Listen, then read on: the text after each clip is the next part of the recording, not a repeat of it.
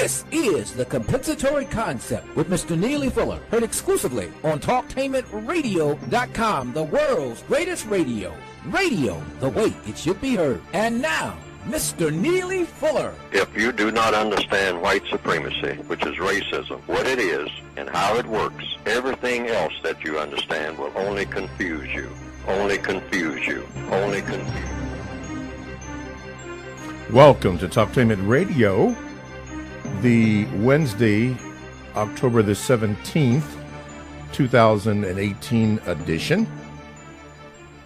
Our topic today is a continuation of what we started last week, part 2 of the, I don't know why I keep wanting to say but anyway, the emasculation and feminization of the black male in the system of white supremacy racism. Mr. Fuller and I will discuss that, or Mr. Fuller will discuss that. And if I have an opinion, I will try to, or I will ask Mr. Fuller if I can give it, but I will try not to give my opinion. So most of your questions, or basically all of your questions, should be directed to Mr. Fuller. Now, I will answer them off air, but this is Mr. Fuller's thing, and that's what we all, including yours truly, want to hear what Mr. Fuller has to say regarding that.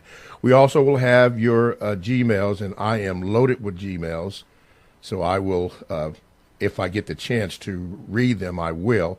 I am not going to ignore them, but the phone calls come first. So if you have something to say about that, then you might be better if you can get through. Some of you, I know you have a lot to say and express it before you ask your questions.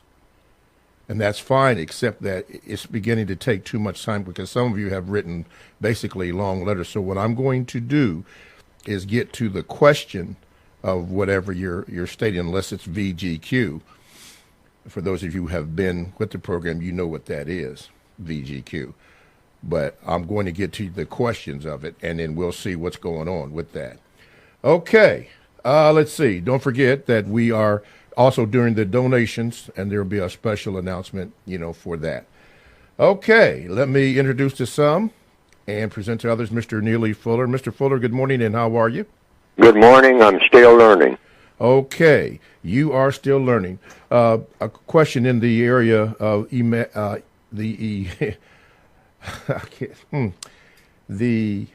program that we are talking about, the emasculation and the feminization of the black male in the system of racism, white supremacy. What are your thoughts, as you have been around for quite a while and you've seen a lot of things happen? What do you see? What does Neely Fuller see in that regard? Well, to the extent that white supremacist has anything to do with the sexuality of black people worldwide, and they always make sure that they have absolute control over that, the sexuality of black people or non-white people, either directly or indirectly through media or whatever, the influences and whatnot. They want to have the dominant influence, as they do in all areas of activity: economics, education, entertainment, labor, law, politics, religion, sex, for sure, and war. Because when you are going to dominate people, if you're really going to be efficient at it over a long period of time, you have to dominate them in all areas of activity, in everything, in their economics, in their education, in all areas of activity all of the time. You have to be the dominant influence. And for sure, you have to be the dominant influence in anything that has power to it. Now, sexuality of people is very powerful. People's minds, how is it powerful? People's minds are either connected with something sexual all the time, or whereas on a personal level, or even involved with other people. There's always a subliminal message of sexuality of some type in advertising or anything, or in everything that people say, everything that people do. when it comes to the restrooms and whatnot. You have to think about the sexuality of people. If you're putting up a building, I mean, what facilities are you going to have for male or for female? You make everything gender specific. Well, the white supremacists now are so desperate. Apparently, it seems like they're desperate, and have been, say, for the last, I'll say, 40 years. They have really ramped it up, and it's almost like they're in a frenzy to cause as much confusion, because you can't dominate people unless you can cause confusion, and they're going all out to cause as much confusion in the sexuality of non-white peoples. Everywhere that they can, any kind of confusion. Just scramble it up as much as you possibly can. Just drive them completely insane when it comes to anything that even hints of sexuality. Everywhere you look, every time, turn on your television, look in magazines and whatnot, they're just stepping on the gas everywhere. And this is what this is all about. Why? Because the more confusion you can cause, not only in sexuality, but in religion or economics, the more confusion you can cause in any one person's mind, the easier it is to dominate that person. So this is what this is all about, in my opinion. I could be in error. It could be a huge improvement in what's so-called liberalization of sexuality, breaking out of the old mores, the old traditions and whatnot, and just scatter it all over the place as much as you possibly can and as fast as you possibly can. I mean, coming up with new types of genders, and not just saying gender is not just male and female. Gender can be anything. Gender can be, hundreds of things, not just a few, 7 or 8 or 10 or 12, which is where it is now. But actually, if you use your imagination, you can come up with maybe 200 or 300 different types of genders, all right? And then that would be a great improvement over anything that we have ever had before. Now, that is what the white supremacists are telling the non-white people of this world. It's, your genders, the genderization, male, female, that's a stagnant idea. That's old-fashioned. That is so primitive. That is so backward. I mean, that is not liberating at all. You need to expand your minds, not only in every area of activity, which some areas need to be expanded, but then when they say that you're going to eradicate gender as it has been known, and you're going to present this as to black people as one of the most progressive ideas ever thought up. Forget about the housing, forget about eradicating disease, polluted air all over, and polluted water wherever you find black people anywhere on the planet. Let's put that on the back burner. You got to do something about your sexuality. Your sexuality is all out of sync with modern day thinking. So you have to really drop everything and get serious about this. Drop your religions, whatever they happen to be, and get serious about this scatterization, this pluralization of sexuality. That's really what you black people really need more than anything. Be serious about it. Put it in your churches. Put it in your schools. Full tilt. I mean, you got to get with this. This is imperative.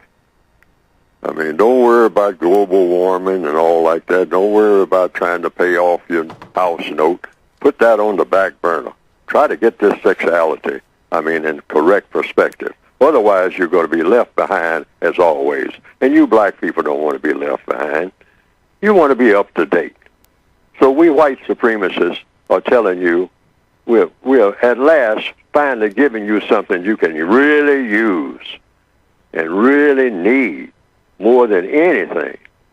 Teach your young people this, what we're trying to tell you. And you might ask the question, Fuller, you're talking this stuff. Is this really true?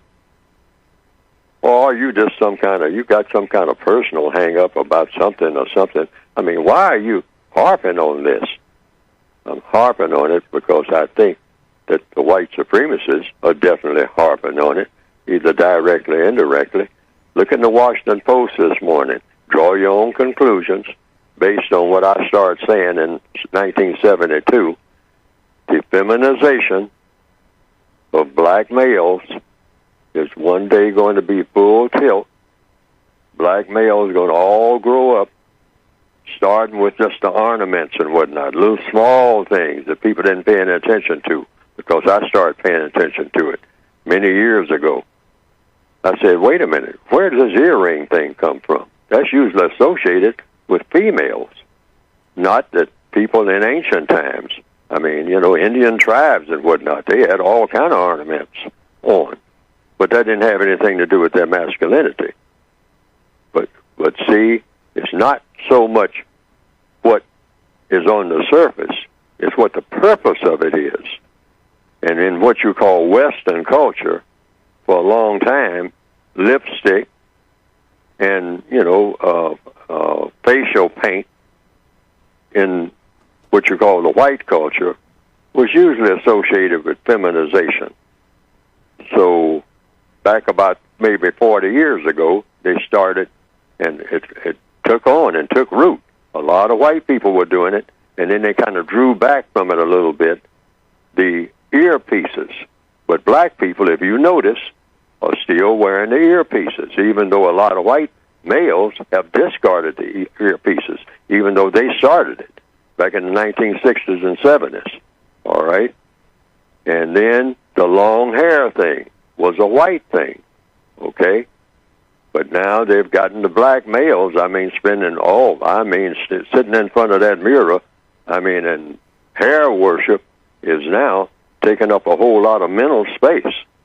Hey, I got to get my braids are not long enough. They only come down to my shoulders. I got to catch up. So now they come down to below your waist, and then they'll be dragging the ground. Then I don't know where it's going to go from there. But this is all a part of this piece by piece stealth. Then the high heels, like they started that off in the 1970s with the tight pants with no pockets and the high heels. Well, that went for a little while, but a lot of black males didn't like that because a lot of black males are engaged in things like robbery, all right? So, hey, when the sneakers came in, they grabbed that right away because you can run in sneakers. You can't run in high heels, those big cloppy high heels that they had in the 1970s in the Northwestern Hemisphere, the Superfly look. You can't be a very good bus station robber in that type of garb. You can't hide your stuff. If you pick somebody's pocket or rob somebody, you ain't got nowhere to put your stuff. Because those flare pants with the bell bottoms, they didn't have any pockets. Whatever you stick in your pocket, you ain't going to be able to hide it. Plus, you couldn't hide one of your main things, that 9mm pistol. There was nowhere to put it. It just didn't go with the garb. So the white supremacists, they said, hey, this is not going to work on black people. We thought it would. But they discarded that. Okay. So we'll just change the style. So now, right after that, what happened? The balloon pants. That made it easier. We bought that right away. Why? You can hide 2 or 3 guns in those pants that bulge out a lot. A lot of people may not remember it, but the balloon pants, the pants with the real big legs that flared out. Look like balloons for a while. Okay. So that got us back on track. Mm-hmm. But I hope I'm not digressing too much. No. But I'm saying this is all being orchestrated, not by us, the victims, but by whom? The usual suspects. Be suspicious of anything that just comes out of nowhere.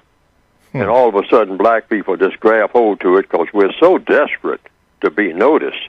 We're so desperate to do something different because our situation calls for us to be different. Yes, sir. We need to be doing things that are different, but not just anything. Yes, sir. And the white supremacists have a plan. They say, hey, if you start letting black people think on their own, that's dangerous. We learned that from the slave runaways and all like that. That comes from thinking on your own. So we got to always guide their thinking and guide all of their customs and all of their habits. And, you know, being a gangster and all like that, we got to control that and guide it and keep it so that it is what? Destructive. To non-white people. Mm-hmm. Okay, 1-877-932-9766 is the number that you can get in contact with Mr. Fuller. Also, you can Gmail me at the numero 7, Mr. Bobby, BOBBY @gmail.com. You can also listen live to the program by just going to the Talktainment Radio homepage.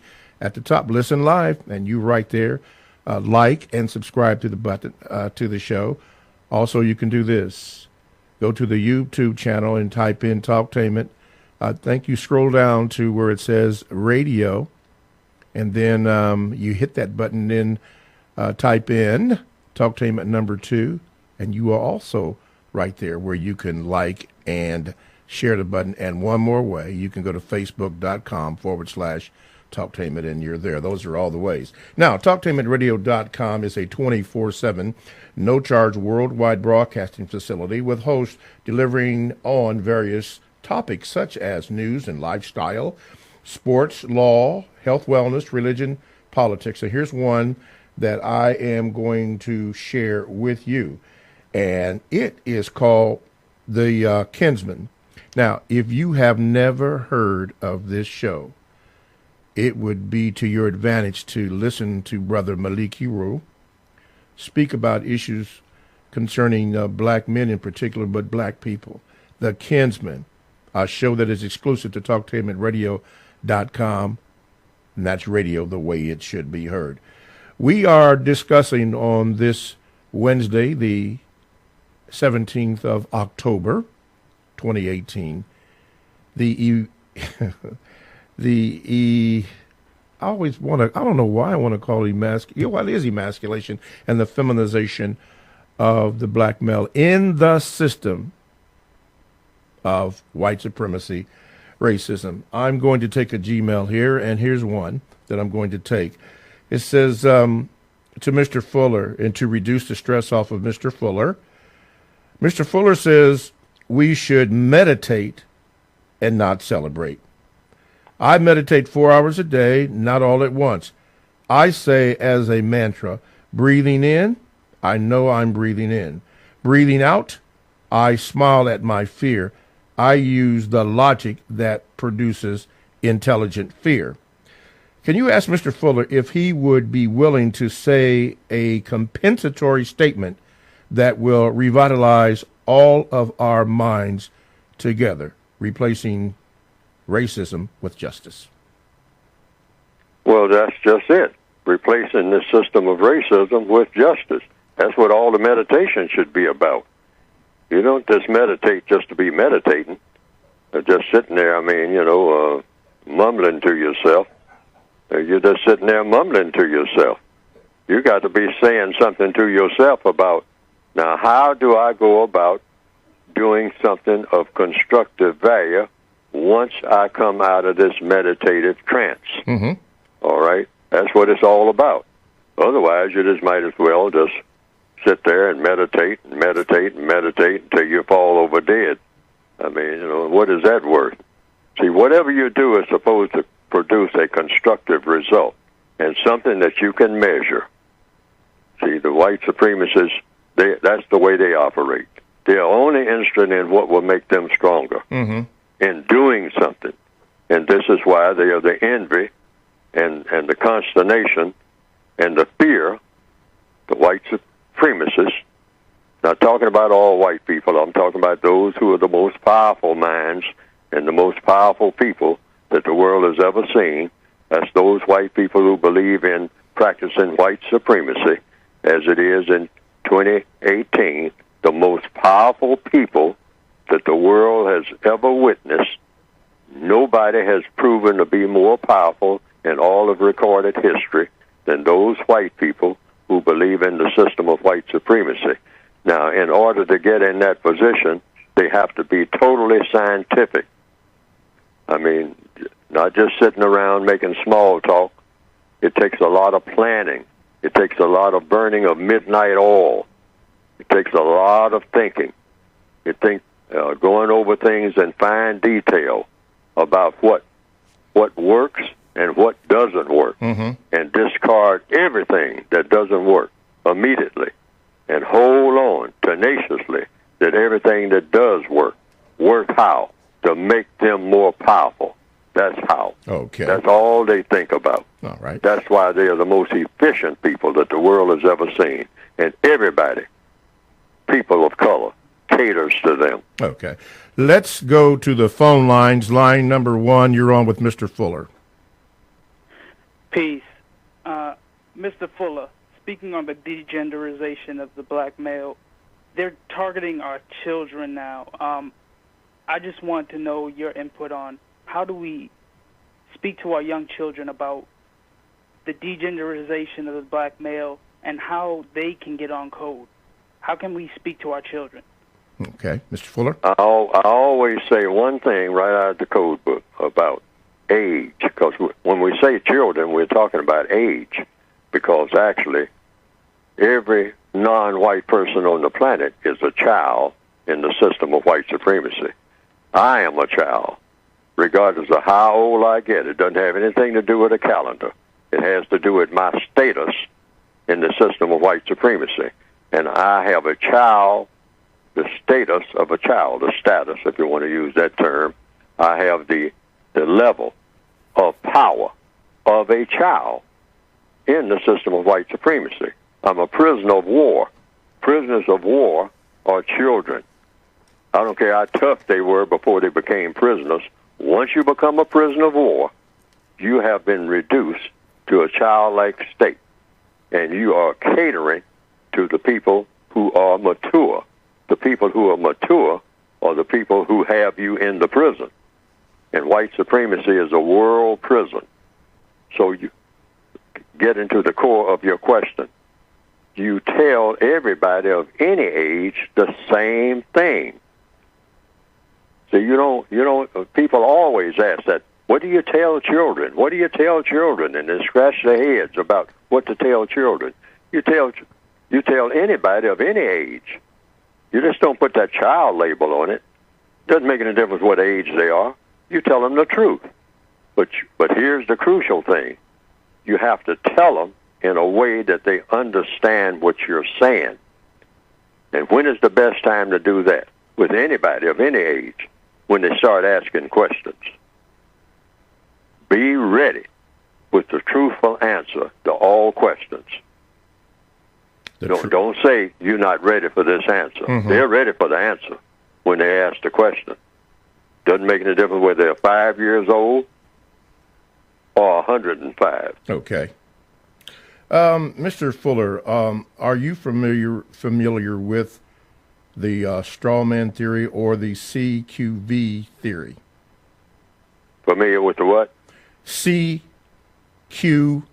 theory. Straw man and the CQV theory. CQV series? Yes. Never heard of it. Okay, never heard of it. Okay. All right, let's do this. From the Gmails. Mr. Fuller, this comes from, I'm not even going to attempt to read the name, but anyway, it says this. Mr. Fuller, if love and justice are the same thing, then I don't understand why you say we can ask for justice, but not for love. You should use the word. That's all I'm saying. Ask for justice. Don't ask for love. Love is,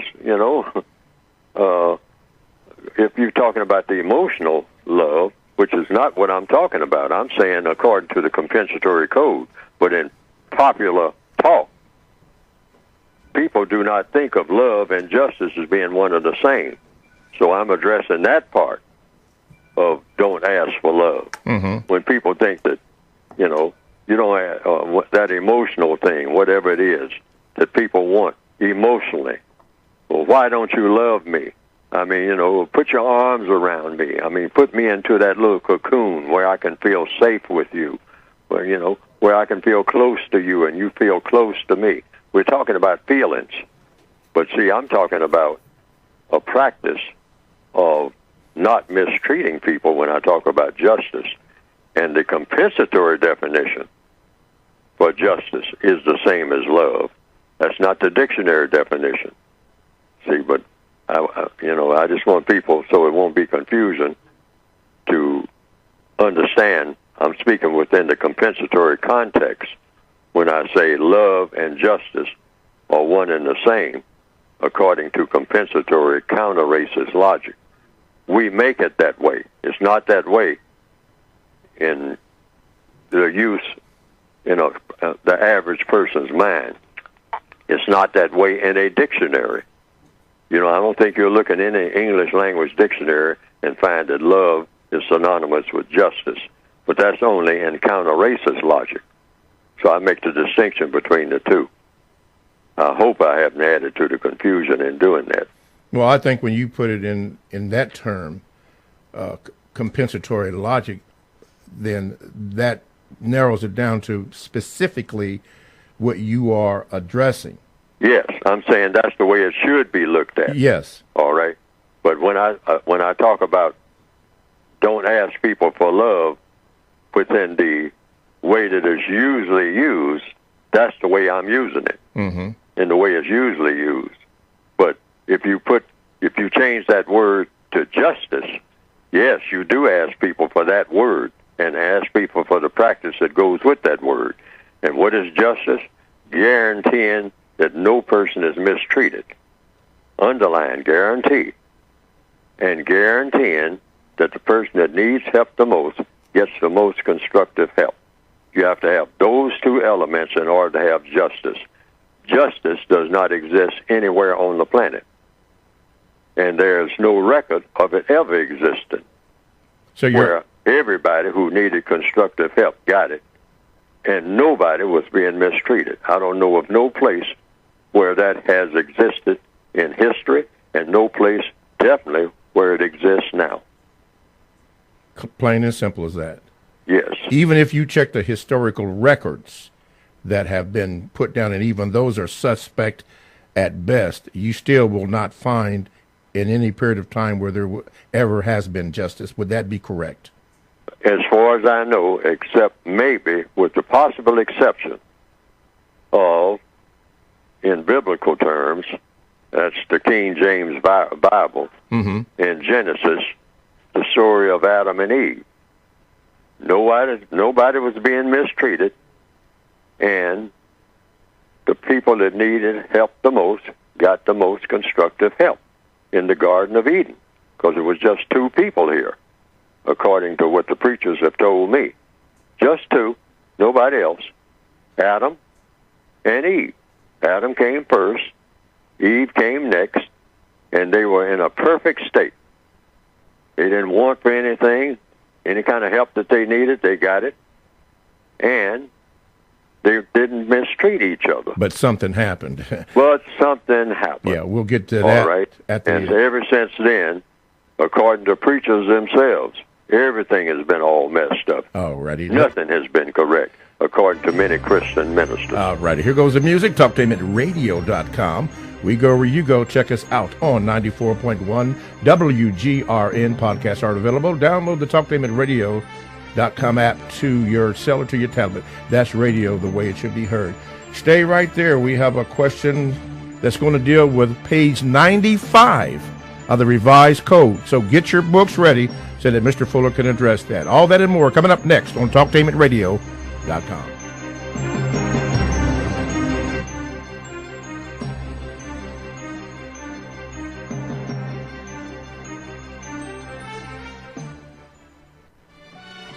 For the best home fragrance and beauty products, shop Ash Kickin online. That's ASHKICKIN.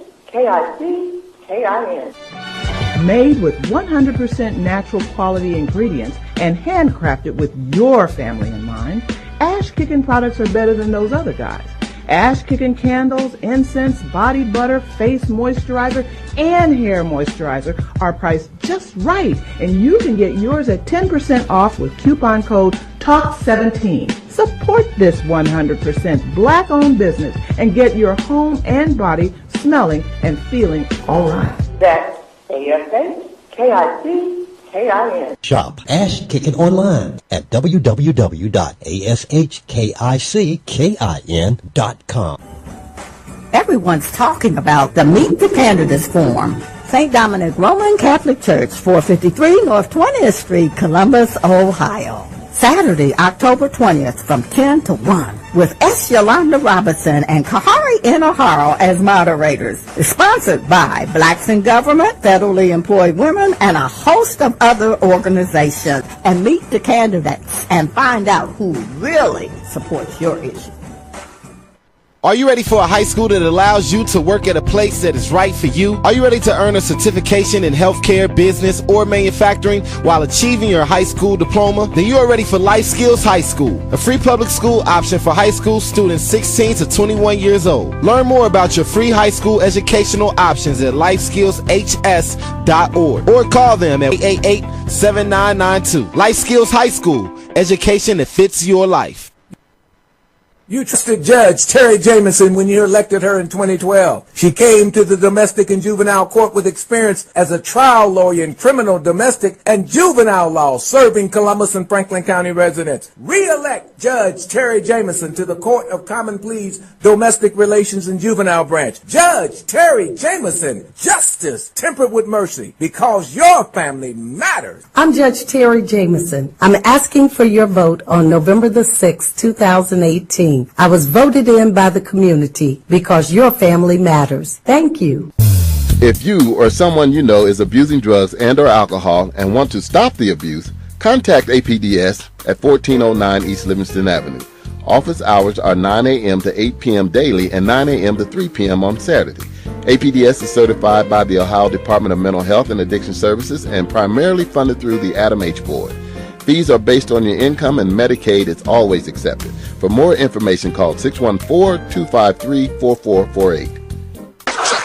This is Al Edmondson, owner of a Cutter Brother Rest Barbershop. I'm calling on all barbers and beauticians. It's time for us to unite as one. We can serve our communities better together. Join the Ohio Black Barber Beauty Network. For more information, visit www.obbn.org or call 614-427-3226 to get more information. Be the change that you want to see in your community. Join our network. Sex Code War by Kahari Inoharo, the author of the Essence Magazine bestseller Race Code War, is releasing his second book, Sex Code War. Be on the lookout for Sex Code War. Live call-in talk show. Dial 1-877-932-9766 and join the conversation here on TalkTimidRadio.com. I think I'm entitled. You want answers. I want the truth. You can't handle the truth. Go ahead. Make my day. I'm as mad as hell, and I'm not going to take this anymore. You got the power.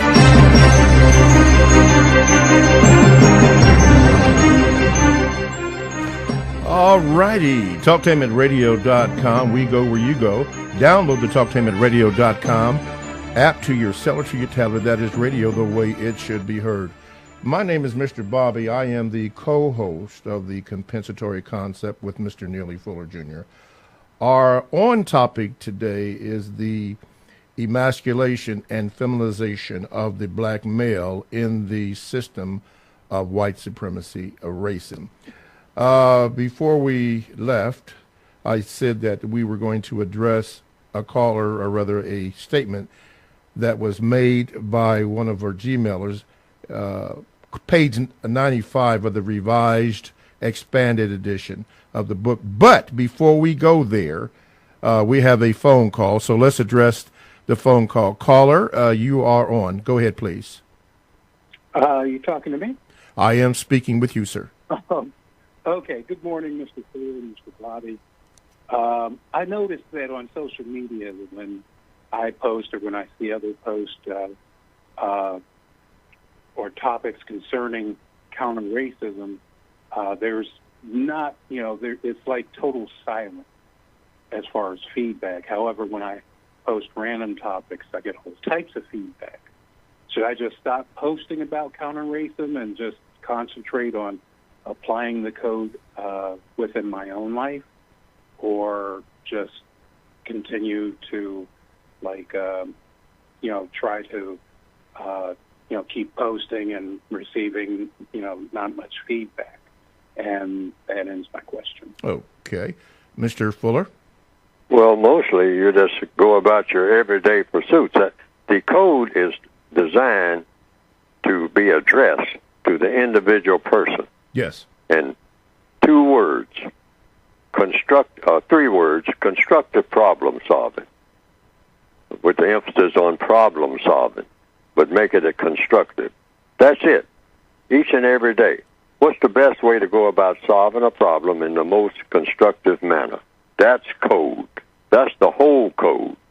And just stick with that. It's not spreading what you call traditional propaganda or anything like that. Mm-hmm. It's just solving problems. The people of the world are crying out for problems to be solved.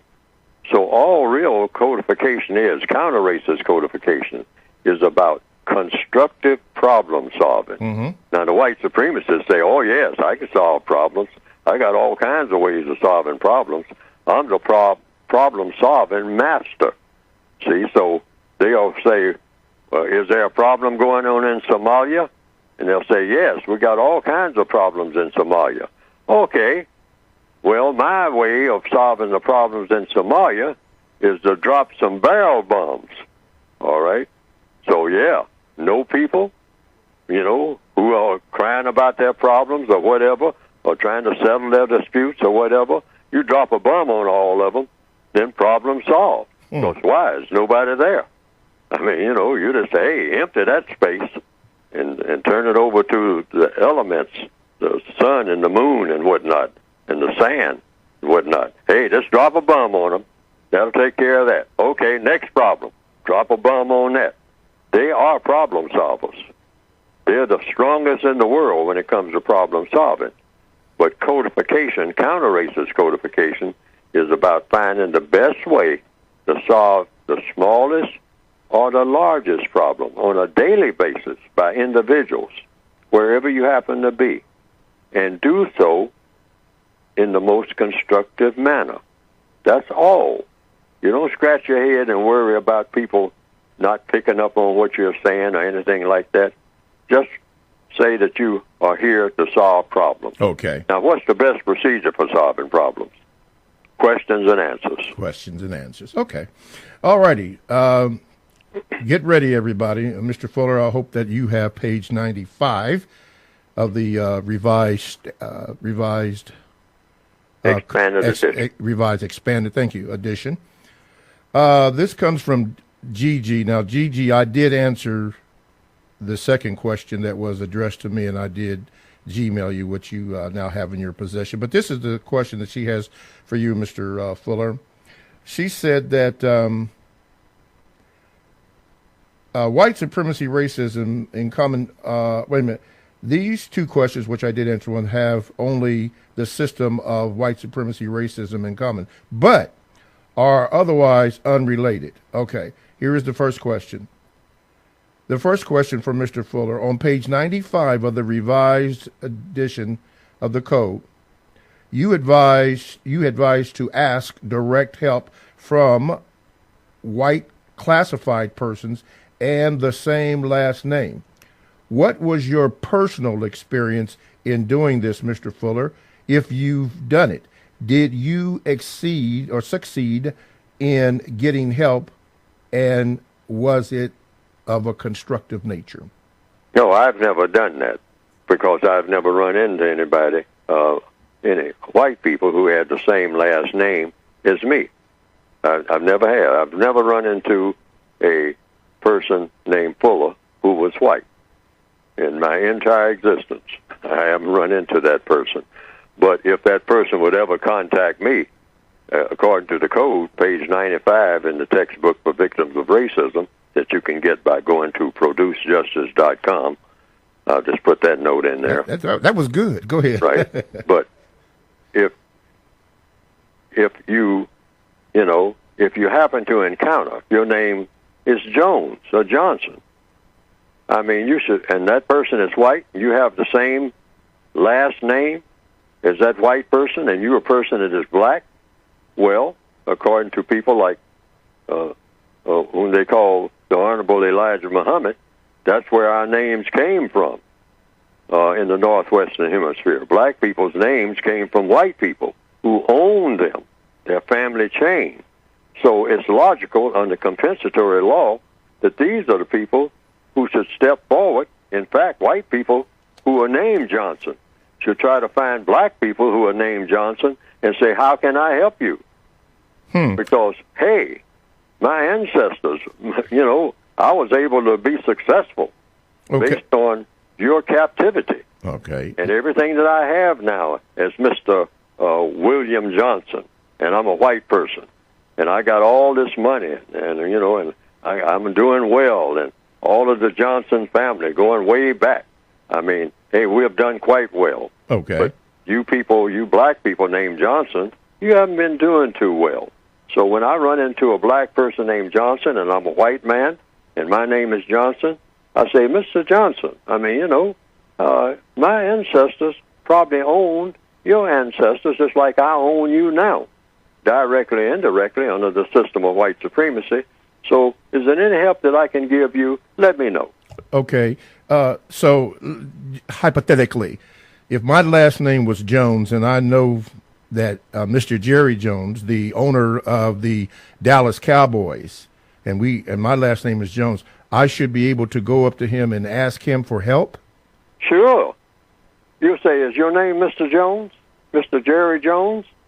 And if he says yes, you say, well, my name is Jones, and we may have something in common, And do you think that we should discuss this, if you're willing to? Oh, okay. And if he will, fine. Okay. But if he won't, I'm quite sure he'll tell you. Yeah, I'm sure he will. Let me say this. Do you have that page 95 yet? I have it. Okay. Now, in bold letters, I guess almost at the end of the page, you said, could you just read that statement so everybody can understand where we're at about seek to have? Seek to have all white persons who have the same last name as yourself. You can start right there in your school or wherever you are, if you're in the Army or anything, okay, to give you direct help in some or all of your financial, technical, and or educational efforts. Now notice I was very specific. Yes. Page 95 under economics in the revised expanded edition of the textbook. Seek to have all white persons who have the same last name as yourself. For instance, family name, historical title, etc. And have that person give you direct help, because you're asking for help. Yes. White people are in position to give the help most black people. They really are. Some white people are not. But most white people can give some kind of help, even if it's what I have listed here. Financial. Most white people have more money than black people. Really? Technical. Mm-hmm. Technical.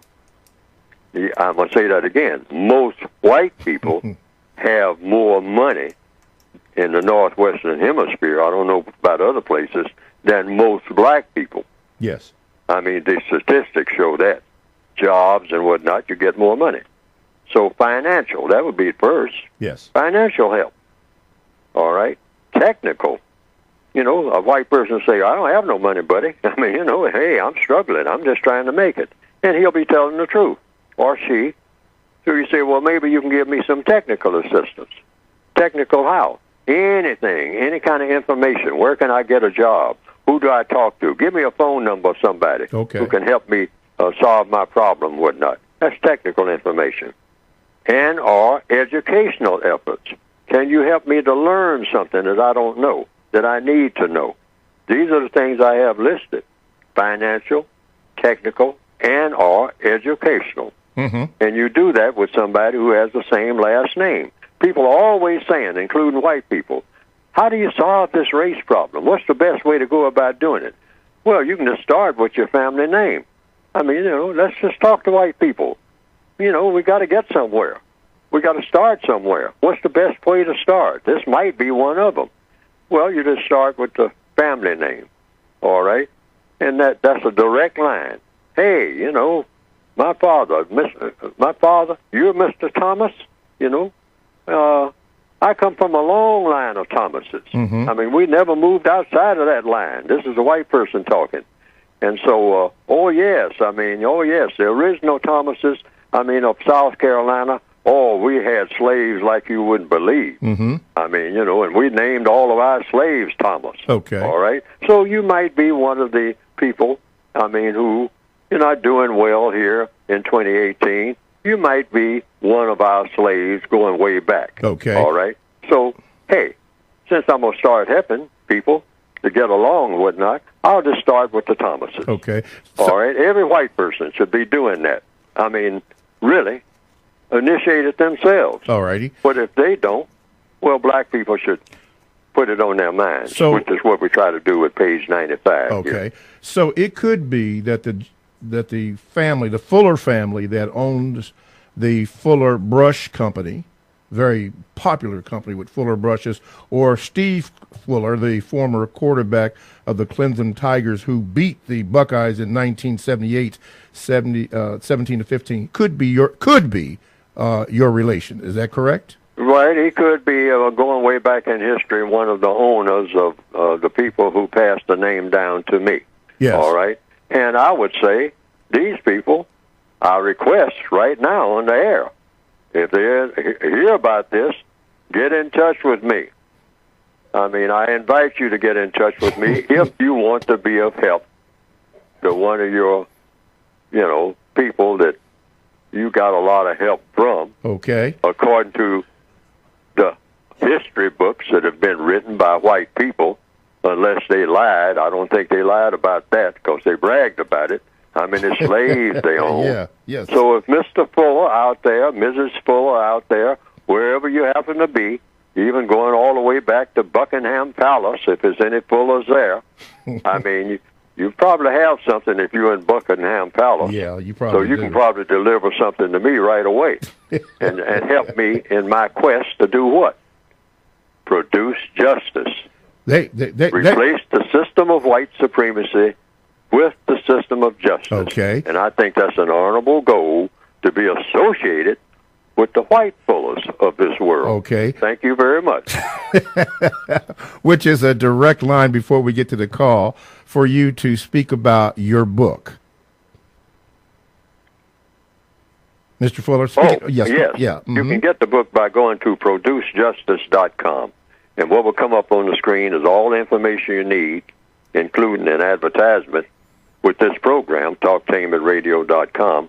But go to producejustice.com, producejustice.com, and what will come up on the screen is a brief description of the textbook for victims of white supremacy. If you don't consider yourself a victim of white supremacy, and I see a lot of talk now, I saw something on television last night of the word victimhood.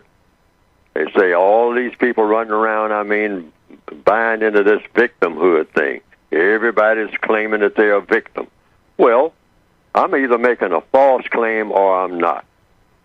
There are victims of auto accidents. Yes. Insurance companies all the time saying, are you a victim of that accident? There's a victim of rape. They're talking a lot about that on television every day. Rape victims. So you have victims of racism or you don't. If racism didn't produce victims, why get rid of racism? Racism is about producing victims, unless I've been misinformed. So go to the textbook for victims of white supremacy, and it tells the individual victim, it makes some suggestions about what you can do about it as an individual victim of racism. And that's the badge that I use, because that fits me. I'm a victim of racism, and I have plenty of evidence to show it. Okay. So if the Queen or whoever that's in charge of that stuff at Buckingham Palace wants to get in contact with you live over the air, how would they do that? Oh, just hey, go to producejustice.com. That'd be the fast way to do it. And Talk Tame It Radio, call in from Buckingham Palace, right back there with your golden telephone. Okay. And say, hey, I'm one of the original fellows here in Buckingham Palace. Okay. And I would like to get in touch with you and see what it is your dilemma is. Okay, I'm ready to talk about my dilemma. Yeah, I know you are. Okay. Okay, let's go to the phone lines. Good morning, caller. You are on the air. I hope you're not from Buckingham Palace, are you? No, I'm not from Buckingham Palace. Okay. Not this time. Not this time. Okay, go ahead, bro. My name is James, and I'm calling from North Carolina. Yes, sir, And I have James. a question for Mr. Fuller. Okay. Mr. Fuller, in the past, you stated that there is a mechanism that can be used to determine if white people are pure evil. If you will, please identify what that mechanism is, how it functions, and provide step-by-step instruction for the victims of white supremacy to effectively use it to reach a logical, scientific conclusion. Okay. By doing what the code book says that you do when you interact with white people. Try to get them to do the correct thing in all circumstances: economics, education, entertainment, labor, law, politics, religion, sex, and war. Mm-hmm. Now, there are some people who say that white people are evil just by nature, okay? The mechanism for finding that out is to put it to an individual test. That's the best way to find out anything. Put things, the code says, put everything to an individual test. The people that you work with, if you want to ascertain whether or not they're evil or not by nature, okay, that's a call for you to make, not for somebody else to make to you. They can suggest it, but people suggest things all the time. I have a book of suggestions. But see, according to the code, every individual is supposed to test out everything themselves. Mm-hmm. Don't buy into anything that Neely Fuller says at face value at all. Never do that. I always tell people I could be making huge mistakes, all right? So you don't want to make the same mistakes that Neely Fuller makes, and I've made a bunch of them. In fact, most of my existence has been a mistake up to this point, according to my own standards, because I haven't overcome racism, which means everything that I've done functionally has been a mistake. So don't buy into anything that Neely Fuller says until you test it. And then you are not testing Neely Fuller. You're testing whether something is true or false. Yes. Universal truths. Always go with that. So the white people that you work around, that's a good place to start. Just put it to a test about whether or not they are willing to do the correct thing by you all the time, or the correct thing by anybody. Okay. Put it to a test, and let them put you to a test, and see if you have the correct intentions. Because the whole idea is to find out what's evil and what isn't. Okay. What should be done and what shouldn't. That's how you do it. Yes, sir. It's what should be done and what shouldn't that will produce the most constructive result. All righty. This comes from the Gmails. Jordan, I'm going to do this, and then I'm going to contact you about the rest of it. But, Mr. Fuller, I have received several Gmails concerning your suggestions of movies. And I did say that I would read the entire list, 40 movies that you highly recommend. And I'm going to do that right now. And this, I think, is going to be the last time that I read the entire list over the air. But with the help of Jordan, I could do something else about that. But anyway, here they are. Give you are you going to do that? Well, if you haven't, you can go right through the 40. Yeah, that would even be better. If you have all 40 of them. I do. I know the people have requested it, but I am going to put that up. I keep promising to do it. I've been doing it for about 5 years, making this promise. Yes. But I'm going to put that up on the website. But I don't think we should take up this particular right now because there's so many people that want to call in. And see, the movies was sort of like a side thing. I don't have a movie list in the textbook. But it took off. It right. just took off, Yes. and people Gmail me all the time wanting you to do just exactly what you said to the whole list. So instead of reading it all at one time, we broke it up until we got all 40 movies, and now they want that complete list. So you're going to put it up on your site. Well, I'm going to have to do that, but I prefer not to do it on radio time. Okay. Because that would take too long, and people who are waiting, so many people have emailed you. You say you have tons of emails. Oh, man, they want that list so badly. So I'm trying to get those questions answered. The list was just something that I thought of that might be handy for people to look for the lessons of their existence on the planet. Mm-hmm. But they can make their own list. Mm-hmm. All right. It's not anything that's really all that specific. But I have my own list that I thought had a lot of lessons in it. Well, in fact, I haven't finished the list that I had. All right. Did we have some more? We did have a few more to read, right? No, you said 40, and that's where it was cut off at, but it had legs of its own. Where did we cut off at? You cut off at the 40th one as... Which is what? Picnic. Picnic. Yeah, that's what you said, picnic. Right. Yeah, that was the last right one. After that, do I have Dancer, Texas, population 81? No, sir, because you said 40, and for some reason that has stuck. Your suggestion. Stuck. Actually, there's a few more. It's about 10 or 12 more after that. Well, good. You can put that on that list that you are going to put up eventually. Yes, sir. I will be doing that. Okay. Now, you heard Mr. Neely Fuller, what he just said, so take heed to that, and hopefully, like he said. I'll try to get this up. I'll try to get the people that I'm working with to get that list up as soon as possible. Okay. Right. All righty. Thank you for that. Let's see here. Going to the Gmails. Some people were speaking about last week's show. We handled that. Don't know what happened, but it's handled. Let's see here. Question from Babatume. Let's see. He says, Mr. Fuller, and we may not get a chance to do all of it, he said this: how are black people a waste of people?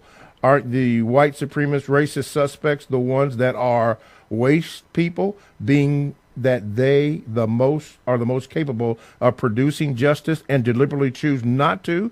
Is that the epitome of being wasteful? Of being what now? Is that the epitome of being wasteful? Wasteful? Yes. And so the question is, how are black people a waste people? Aren't the white supremacist racist the suspects? Oh, race, R-A-C-E. Aren't the white supremacist racist suspects the ones that are the waste people, being that they are the most capable of producing justice and deliberately choose not to? Oh, sure. The most powerful people are always the people who are most capable of doing what? Of guaranteeing that people are not mistreated.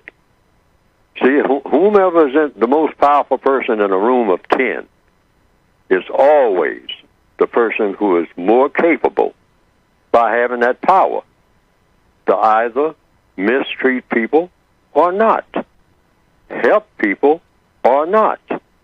That's it. Producing justice.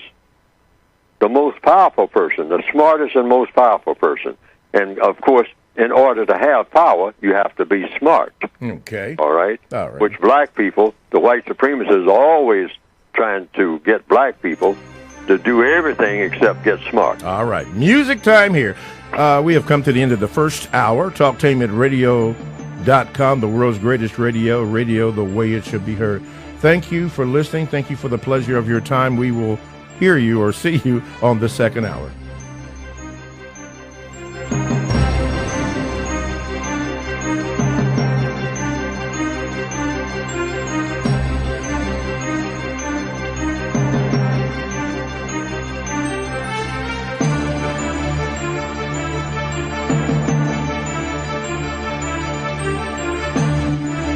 Thanks for listening to The Compensatory Concept with Mr. Neely Fuller, heard exclusively on TalkTainmentRadio.com, the world's greatest radio. The most important question in all. Talktainment Radio Worldwide Sound. TalkTainmentRadio.com. We give you a reason to come. The world's greatest radio. We give you a reason to stay. Radio, the way it should be heard. You got the power. The views and opinions expressed are those of the host and guest. Live call-in talk show. Dial 1-877-932-9766 and join the conversation here on TalkTainmentRadio.com. This is The Compensatory Concept with Mr. Neely Fuller, heard exclusively on TalkTainmentRadio.com, the world's greatest radio. Radio, the way it should be heard. And now, Mr. Neely Fuller. If you do not understand white supremacy, which is racism, what it is and how it works, everything else that you understand will only confuse you. Only confuse you. Only confuse you. All righty, welcome to TalkTainmentRadio.com. We go where you go, the world's greatest radio. You are now in touch with the compensatory concept with Mr. Neely Fuller Jr. I am your co-host, Mr. Bobby, and this is radio the way it should be heard. To get in contact with the show, you call 1-877-932-9766. Gmail me at the numero 7, Mr. Bobby, BOBBY, at gmail.com. You can also go to the TalkTainmentRadio.com homepage and click on Listen Live. You're right there. Subscribe and like the show. You can also do this. Go to the YouTube channel, type in Talktainment, hit the scroll button and hit radio, then scroll down to Talktainment number 2. You're live on YouTube, and then you can hit the subscribe and like button there. And finally, Facebook.com/Talktainment. Got something for you here. Francis Cresswell's, and check this out. Okay. Yeah, we're queuing that up. Our on-screen topic today is the emasculation and feminization of the black male in the system of racism, white supremacy. And we had a word there, but I'm told to go ahead on. Okay, while we're doing that, Mr. Fuller, I've also had many Gmails that wanted to wish you a happy breath day. Brother Thompson is the one that predominantly is going to, well, I may speak for all the people that actually acknowledged your breath day. You had a situation where you indicated that you don't celebrate birthdays, but birthdays. Could you briefly explain that, please, sir? Well, we're born just on one day. Now, of course, in Christian theology, spiritually, you're born twice if you accept Jesus Christ as your personal Savior, according to many scholars and many religious theologians in the Christian religion, to the best of my understanding. And people can correct me if I'm incorrect about that, but that's what I've been told. You could be born twice. You're born physically into a world through the womb of a female person, and you come into the world that way as a baby, and that is whatever day that you were born is considered your birthday. But then, after you are introduced to a person called Jesus of Nazareth, who in Christian theology is the Savior of the world, they say, and you accept that person as being your own personal Savior, and then after you're baptized, if you're a Baptist, I guess, then you are born again, all right? But for people who are not of that persuasion and whatnot, or people in general, or just people, period, you actually, physically, I don't know about spiritually, but you just have one birthday, physically. I have one birthday, physically. That was the day that I was born. I'm not born every 365 days. Yes, sir. I don't have a birthday. I do not go back into the womb and start all over again every 365 days, and I've never seen anybody or heard of anybody who actually did that. Go back into the womb and start all over again, get to be 1 year old. all right, every 365 days. Now, so that's why I say you have one birthday, then you have breath days. You start with the day that you were born. You breathe. You inhale. You inhale, and you keep inhaling and exhaling each and every day, even when you're asleep at night. You're inhaling and exhaling. Those are breath days, all right? And you have one breath day right after another until you finally have, a death day. You just have breath days and then a death day. One death day. See, just like you were born on one day, you will die one day. You don't die the next day after that, and the next day after that, and the next day after that. Once you're dead, you're dead. Except in Christian theology, you'll be resurrected. Just let me have that the paper. Coming of the Savior again. But that's in Christian theology. So I've been told. But once you die, you stay dead. In fact, there's a comedian called Red Fox. A lot of people are familiar with him.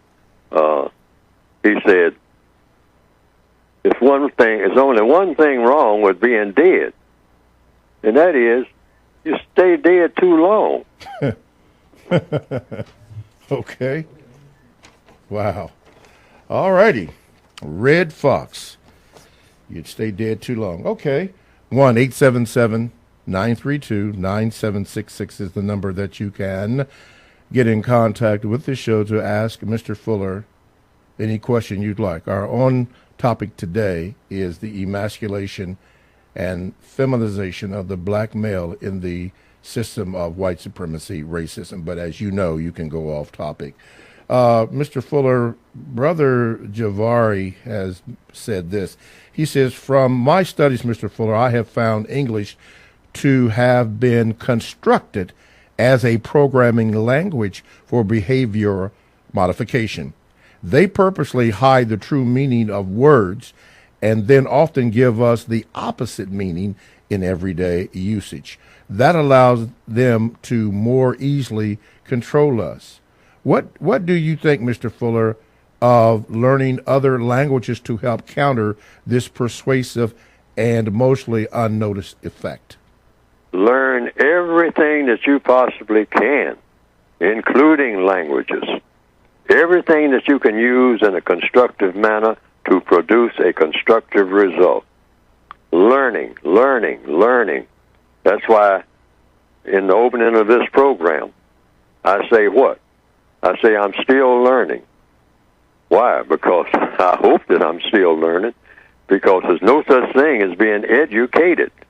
There's no such thing as an educated person in recorded history as far as I know of, except maybe the Creator who knows everything, all right, or what you call God, or the Great Spirit, whatnot. You can make that assumption. But for people, I don't know of any person that knows everything. I never heard of one, other than they say that if the Creator takes the form of a person, that would be the exception. But just what you call the ordinary person, like myself and whatnot, you're supposed to be in a learning mode all the time. Yes, sir. There's no such thing as finishing education. That's something that people thought up to control other people. You have now finished your education. What does that usually mean for a king or a dictator or a white supremacist? It means you have learned enough to serve me. And I don't want you to learn anything else, because if you learn more than that, you might not be serving me. So I want you to serve me. So dictators always want people to be limited in what they know and understand.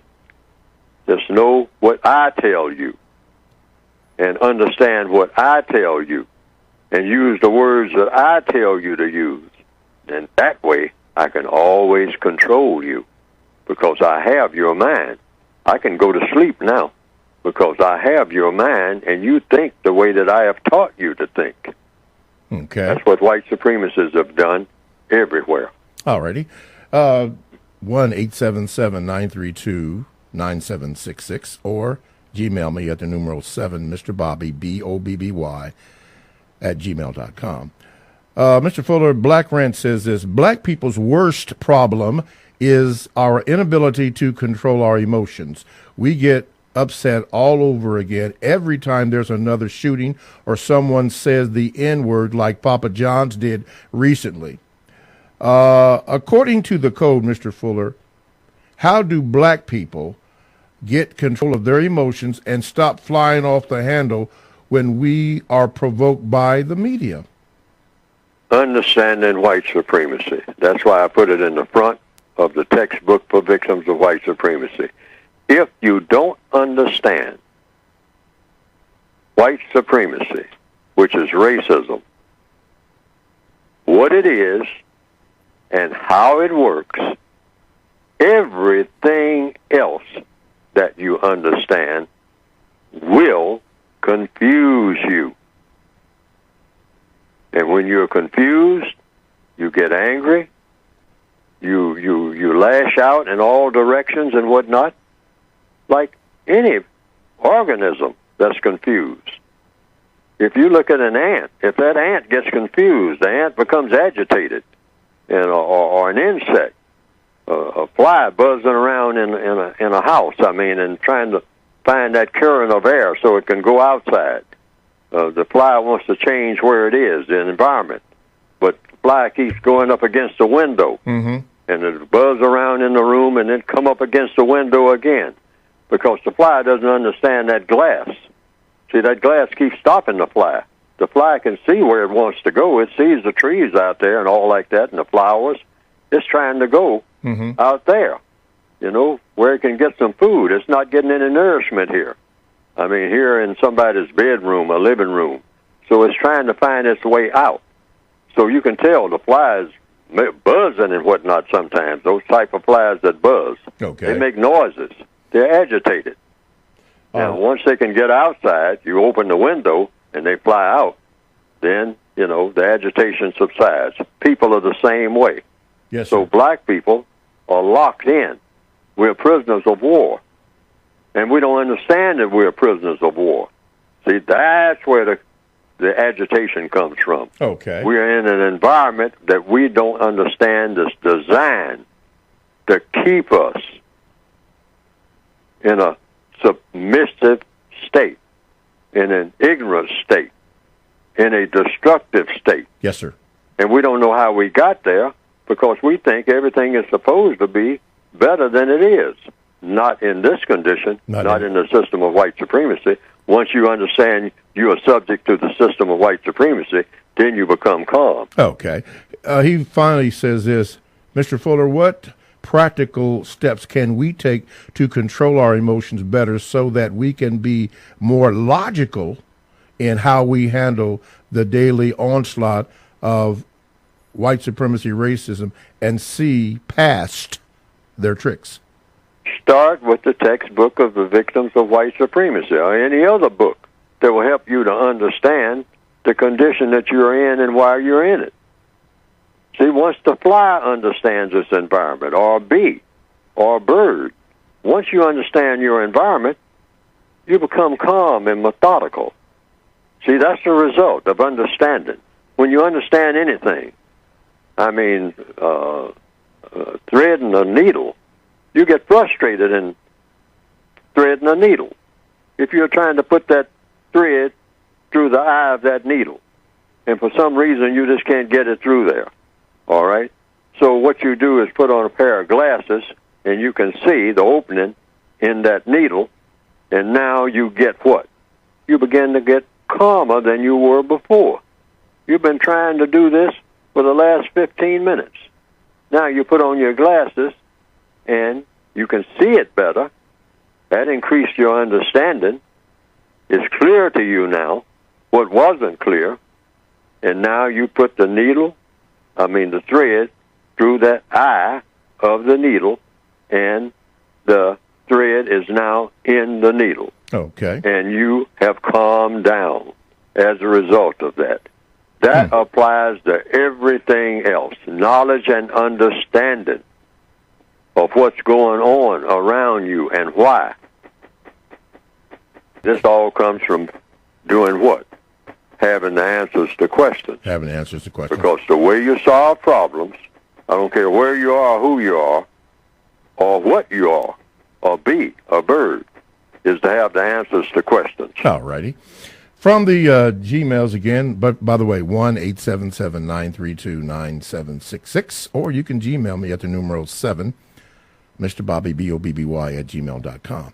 Our brother from South Africa, Brother Sapilo, says this, Mr. Neely Fuller, the hormone oxytocin is said to be a love hormone. It creates a bond between lovers, people in general, but most importantly, between mother and child.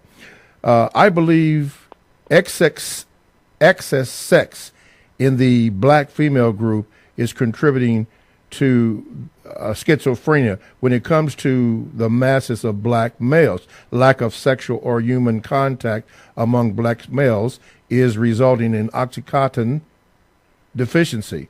Seems like the white supremacists using economics places poor black women in an unnatural position where they are required to have sex with more than one male or jump from one man to another. I have a hard time, Mr. Fuller, bonding with the woman who birthed me. I also have gone through a situation where a black policeman was obsessed with a woman I was involved with and ended up in a people getting shot, 2 died, and as a result, the black men seem to be really depressed, which is why we see the news of black men killing their mates. Mr. Fuller, could it be that the cesarean section is a way of the white supremacists to attack us at birth? Since the process of birth is disturbed with a, quote, C-section, could this turn in turn sabotage the bondage between parent and child from birth? The answer is yes. If that's the result, you're looking at the result. And so the only question is this constructive or non-constructive? Because every move that people make, every move that any insect or animal makes, is going to be either constructive or non-constructive in effect. So that's how you measure everything. And in the system of white supremacy, anything that happens to non-white people, the people of color, that should not happen, the white supremacists are the usual suspects, either directly or indirectly. They are to blame. Yes, why? Because they set up this situation so that these things happen. Okay. So that you go swiftly to that answer. Okay. And then you start trying to codify what you do to correct it by examining, first of all, what is going on, what's causing it, and then try to get to the root of the cause. Okay. And try to do the best that you can. Now, I want to say this, because we're talking about male-female relations, and I'm going to repeat this over and over again. It will never be the way that it ought to be in the system of white supremacy. It's impossible to get it the way that it should be. Why? Male-female interaction is not going to happen. Why? The way that you can get it to a level of satisfaction. Yes. But see, that's an emotional thing. Oh, yeah. But you cannot get it the way that it should be because the white supremacists are not going to let it. Okay. That's a must for them. Okay. They cannot let black males and black females have the type of relationship that they should have. They absolutely cannot do that. That is fatal to them. This is why they want all of this sexuality among black people messed up. Yeah, and I'm sure confused. they're doing it in South Africa big time. Right. With the spread of AIDS and all like that. That's all the white supremacists designed. I mean, they are the usual suspects. Okay. Regardless of what anybody says that, oh, no, I mean, this just came out of nowhere. This doesn't have anything to do with race and all like that. Yes, it does. Yes, it does. Anything that happens that shouldn't happen to black people, anything, in any area of activity, not just in sex, in economics, anything else, they are the usual suspects. Why?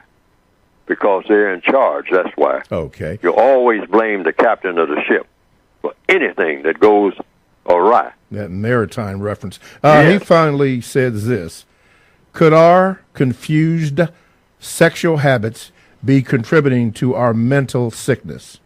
Absolutely. Totally. I mean, we are mentally messed up. Why? If you're going to control people over a long period of time without having to stand over them with a gun all the time, how do you do it best? You do it best by controlling their thinking. You design all the things that they like, the beer parlors and everything, you know. You tell them what's glamorous. You tell them what's important and what is not. You put up billboards and tell them what to buy and have them chasing around trying to buy it, and you control the money that they're going to have to buy it. All right? So once you control the minds of people, you got everything. Now you don't have to stand over them with a whip or a gun and make them do everything minute by minute. You can go to sleep, and they'll be on automatic. They will be carrying out all of your wishes while you're asleep. And you wake up like Rip Van Winkle 20 years later, they're still doing the same thing because they're on automatic. They have been serving you the whole time you were asleep. So you wake up stronger than you were before you went to bed.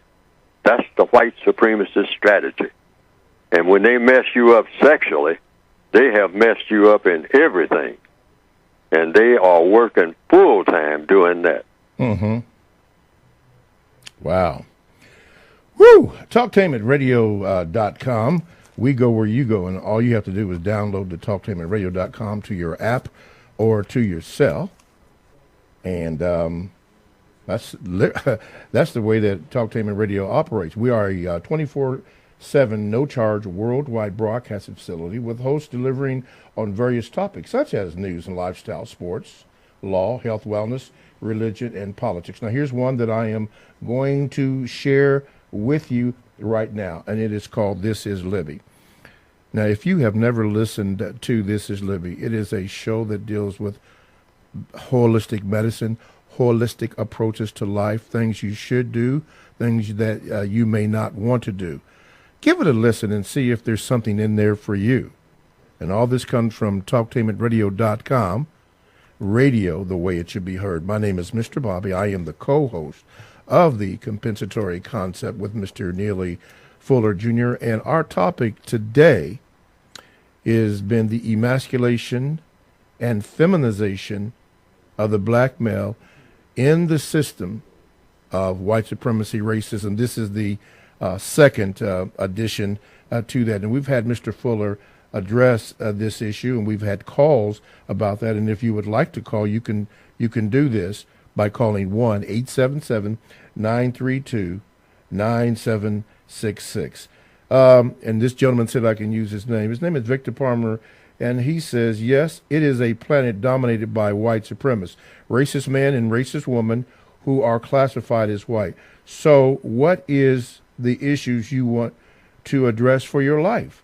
And he says that he wants to reclaim my manhood that was stripped before I was born and become what the creator of the universe intended for me to be.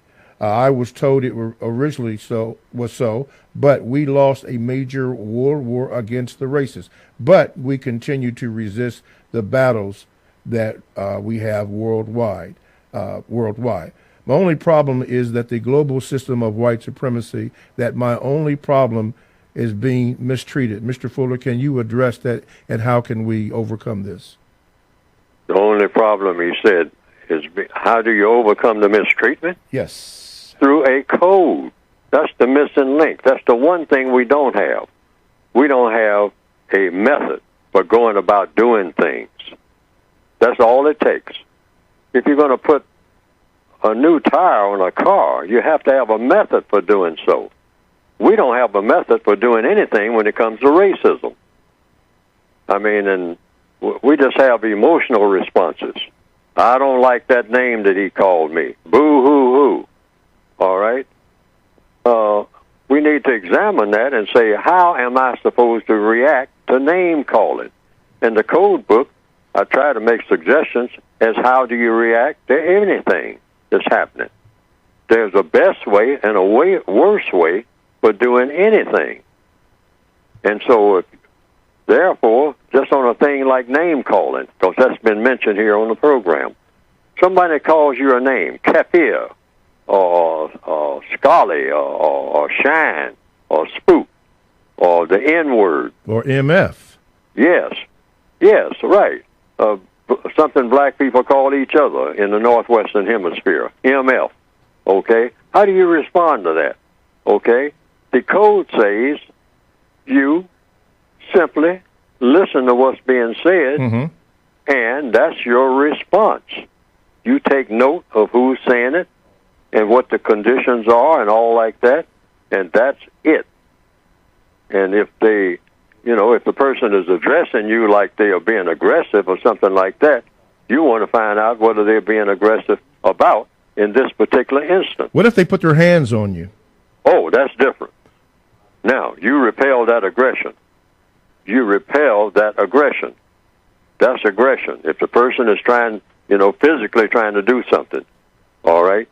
First of all, you try to pull away from the person, but if you can't, then you repel that aggression the best way you can. But you could get shot like that when people repel the police. I'm saying you have to make an assessment now because that's the physical thing. But words, no word should ever do anything to you emotionally except to alert you that something is being said, and you interpret what is being said about what the action is going to be afterwards. Okay. That's all. Okay, so you always think about what the action is going to be. Okay.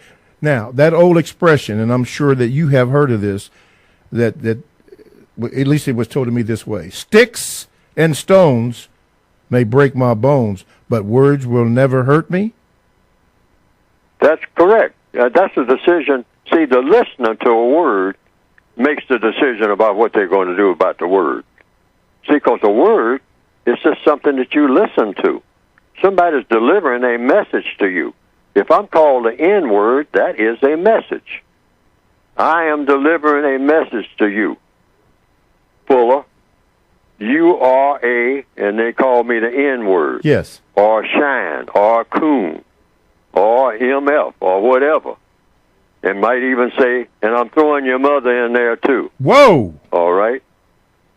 And so it comes down to now I have a decision to make. That's a decision for me to make. And according to the code, I will say, what is the problem? Or what do you mean by that? You've actually said this. Oh, if anybody wants to test me right now, anywhere in the world, I always say, hey, that's the magic of having, or the science of having a code. Name calling, you can't call me any kind of name that you can possibly think of, including names that never even been thought of. And that's going to upset me. Just plain old, what you call straight out name calling, Kafir, Coon, Shine, Is that because you don't care? N-word, MF, and even if you want to write up a whole book of words that you address it to my mother, say, these are the terms I've come up for Neely Fuller's dead mother, all right? And starting with, A through Z in the English language. Yeah. Yes, sir. And I have 200 names, derogatory names, for Neely Fuller's mother in this book, all right, in each alphabetical category. 200 for A, 200 for B, 200 for C, and on and on and on, right on through Z. Does that mean that you and don't... mail me that book, and I look at it, and it's supposed to be synonyms for my mother, and all of them are derogatory, and you know what my reaction will be? Seems like he spent quite a bit of effort on this. All right, you got to leave it. So I got no problem with it. Got to leave it right there, Mr. Fuller. TalkTainMenRadio.com. We go where you go. Check us out on 94.1 WGRN. Podcasts are available. Download the TalkTainMenRadio.com app to your cell or to your tablet. That's radio, the way it should be heard. Stay right there. Have a couple of phone calls and more Gmails. All that and more coming up next on TalkTainmentRadio.com.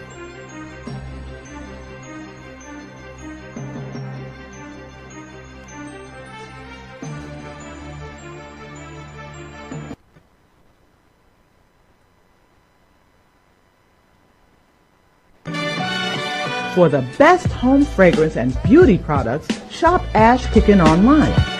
That's ASHKICKIN. Made with 100% natural quality ingredients and handcrafted with your family in mind, Ash Kickin products are better than those other guys. Ash Kickin candles, incense, body butter, face moisturizer, and hair moisturizer are priced just right, and you can get yours at 10% off with coupon code TALK17. Support this 100% black-owned business and get your home and body smelling and feeling all right. That's ASHKICKIN. Shop online at www.ashkickin.com. Everyone's talking about the Meet the Candidates form. St. Dominic Roman Catholic Church, 453 North 20th Street, Columbus, Ohio. Saturday, October 20th from 10 to 1 with S. Yolanda Robinson and Kahari Inoharo as moderators. It's sponsored by Blacks in Government, Federally Employed Women, and a host of other organizations. Come out and meet the candidates and find out who really supports your issue.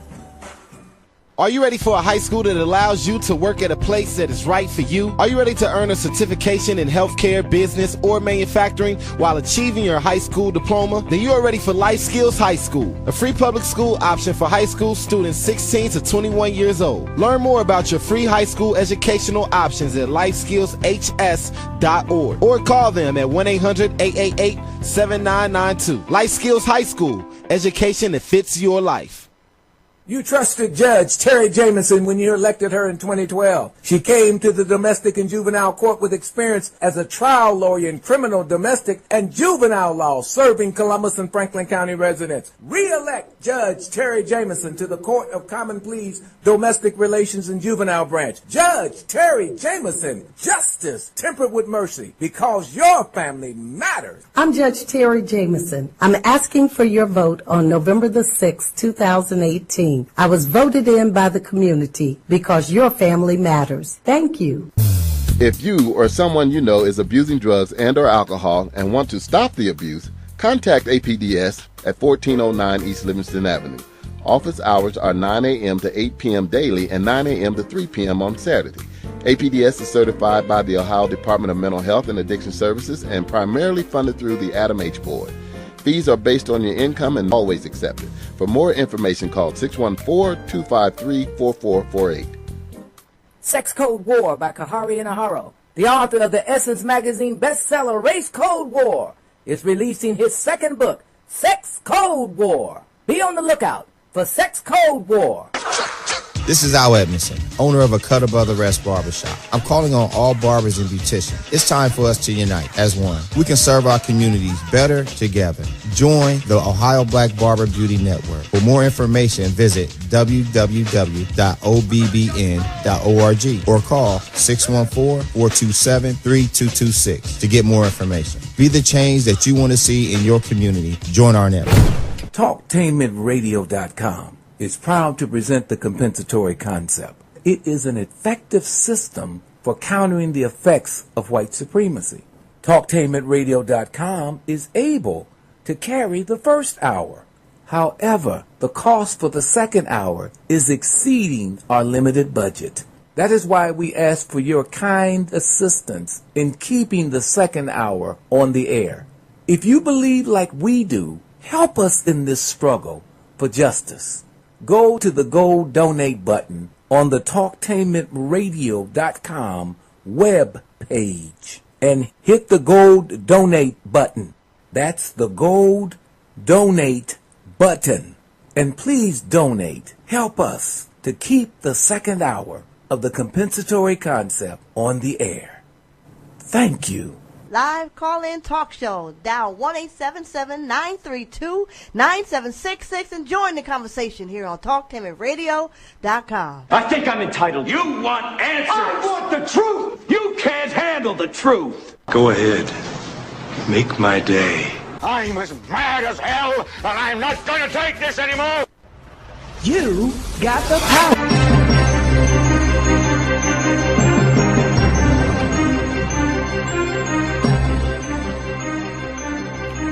TalkTainmentRadio.com. We go where you go. Download the TalkTainmentRadio.com app to your cell or to your tablet.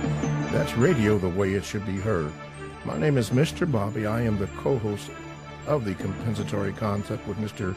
Neely Fuller Jr., and we have been discussing part 2 of the emasculation and feminization of the black male in the system of white supremacy racism. This is the second part. First part was last week, and we had some issues, but they have seemed to be cleared up. If you have any questions, you can call in right now. Phone lines are open. 1-877-932-9766 is the number that you can call, or you can Gmail me at the numero number 7, Mr. Bobby, BOBBY, @gmail.com. And Brother Thompson has done that, and he asked this question, Mr. Fuller. He says, Mr. Fuller says that we are all prisoners of war. If that is the case, and I believe it is, Mr. Fuller, are you saying that our homeland is America, KKK, and not Africa? Oh, there's no such thing as America, or Africa, or Asia. These are just titles. These are words. What do these words mean? Mm-hmm. What does it mean to be an American? What does it actually mean? People write poems about it and songs and all like that. What is America to me? That's a question. All right? I am an American. Then you got a football player who may be called what? An All-American. Stop and think about it now. Here's a person that plays football, and this person is called, because somebody said so. I don't know who that somebody is. This is an All-American. Now, if a football player is an All-American based on whatever criteria that is, I don't know what criteria. What is the criteria for being a football player who's an All-American? Does anybody know? Maybe you can tell me, Mr. Bobby. No, I'm still learning. I'm still learning. Yeah. Well, I've never even heard. I've never even looked at it or asked somebody until just now, really, this moment. That's the first time I've asked that question in my entire existence. But I've heard about a football player being an All-American. Now, if a football player is an All-American based on what criteria, I don't know. Since, hey, Mr. What's the gentleman's name who took the knee? Oh, Colin Kaepernick. Yes, okay. Is he All-American for taking a knee? I mean, or is he un-American? Because somebody said he's un-American. So what is an American? What is an African? What is an Asian? What makes an Asian an Asian? What makes an African an African? I mean, is there a certain river you cross, or a certain ritual you go through, or you burn a certain type of incense on a certain day when the moon is at a certain position in the sky, and now you become officially an African. I am now, as of today, an African. They'll say, well, an African is a person that's born in Africa. All right. Well, then you have people who say, well, an African is a person that's born in Africa? Well, what part of Africa? And born where? And what color person? See, because I understand you have generations of white people who are born in what is called Africa, all right, a place. They'll say, well, Africa is just not a place. It's a whole way of thinking. It's a whole way of going about doing things. Going about doing things like what? See what I mean? Yes, sir. Or they'll say, this is an American dish. So what the code says, Africans, Americans, and Asians do not exist. Do not exist according to what? According to Neely Fuller's writings. Since Neely Fuller wrote this, that's what I'm saying. Neely Fuller is saying it. Well, what is he basing it on? Because an American, an African, and an Asian are all the same thing according to what I have written. And I stick by it. Okay. And what are these things? In order to be an American, an African, or an Asian, you have to practice justice. Otherwise, why be it? If you are a person and you don't practice justice, it doesn't make any difference what anybody calls you. Because what you really are, in function, is a person that does not practice justice. So I'm saying Africans, Americans, and Asians do not exist. Because none of the people of this planet, last time I checked, practice justice. Why? Because you can't have justice and white supremacy on the same planet at the same time. Okay. So what is all this that we call by the correct name? You have people, white people, non-white people, and white supremacists. And the white supremacists are the most powerful people of those three categories of people on the planet. Oh. And that's all that you have. That's all you have. White people, non-white people, and white supremacists. No Americans, no Africans, no Asians. They don't exist. Okay. Let's go to the phone lines. Caller, you are now on with your question for Mr. Fuller. Yes, can you hear me? Yes. Oh, okay. I know you guys spoke on this briefly earlier, but I wanted to ask a question about black male and black women relationships. Mr. Fuller, I've been noticing a lot lately that men have actually been saying that females are nothing and downing the black female. Now, I'm only 25, but I can remember growing up, you had a lot of women saying stuff about the men, but now men are saying negative things about the women. Now, the first thing that I thought of, as you always say, that it's just more and more confusion. But what do you think about this? Is this something new? Is this a new plan that they're using, men against women? Or the answer is no. It's not new. There's an old blues song going back to the 1930s or 40s. I remember it. I'm going to knock out your teeth. I'm taking you to dentist in the morning. What? One of those. I'm taking you to the dentist in the morning, because I'm knocking out your teeth tonight. Those are the lines in a blues song. Circa 1940 or something like that, 42.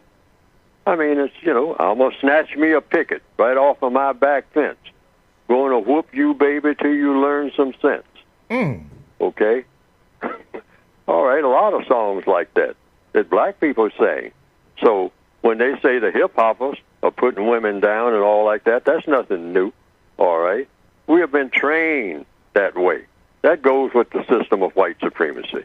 The black male is supposed to be doing everything he can to say something and do something derogatory where the black female is concerned. That way he ain't going after the white supremacists, okay? That's understood. And the black female reacting to that, say, these black men ain't no good. I'm going to get me a white one.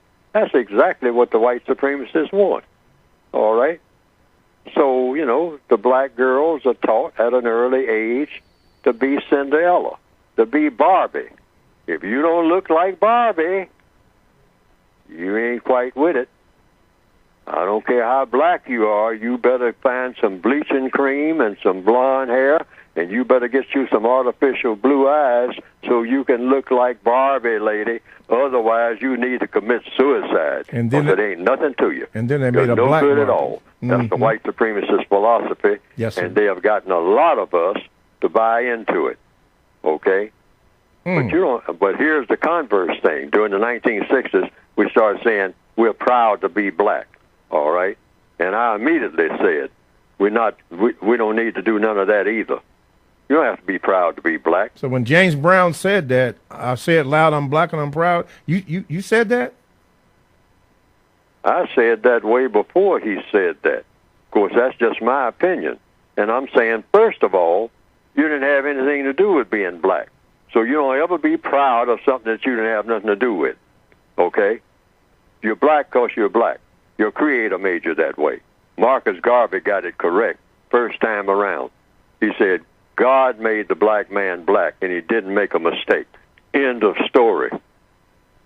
You don't have to explain nothing to nobody about the way that you look. You don't have to go and look in the mirror and try to make any adjustments of any kind. None. None of that. I mean, look at your hair and start trying to do something with it. I mean, that's going to make you acceptable to somebody and whatnot. Stop doing any of that. Stop doing any of it. Just, hey, you're okay just the way you are. Just the way you are. I mean, hey, take it or leave it. Wow. And if you got an argument about it, take it up with my creator. You want to argue with me about how I look, about my nose or my lips or my hair or my eyes or the color of my skin, and you're going to trap me into making an argument where I got to defend it or I got to say something nice about it or I got to be proud of it or be sad about it or go through some type of emotional trip that keeps tearing me apart? No. That's a white supremacist trick. We don't have to do any of that. Wow. You just walk right up to a white person and say, hey, I'm me. Deal with it. Just as I am.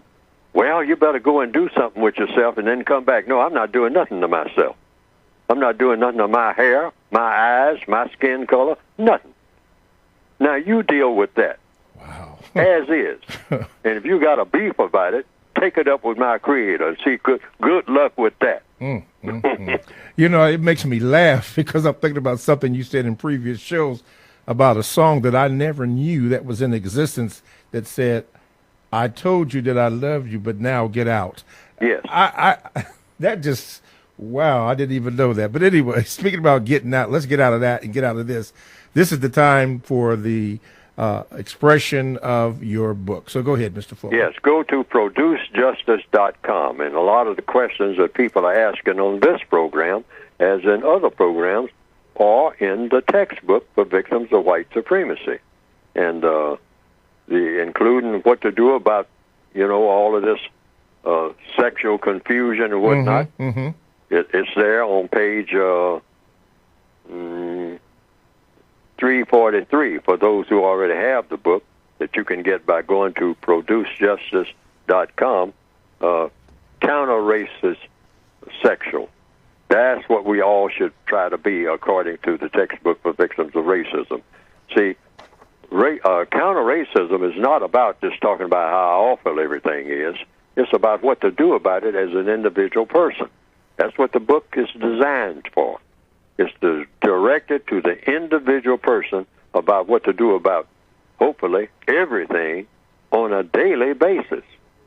You're somewhere on this map, somewhere in this world every minute of every day.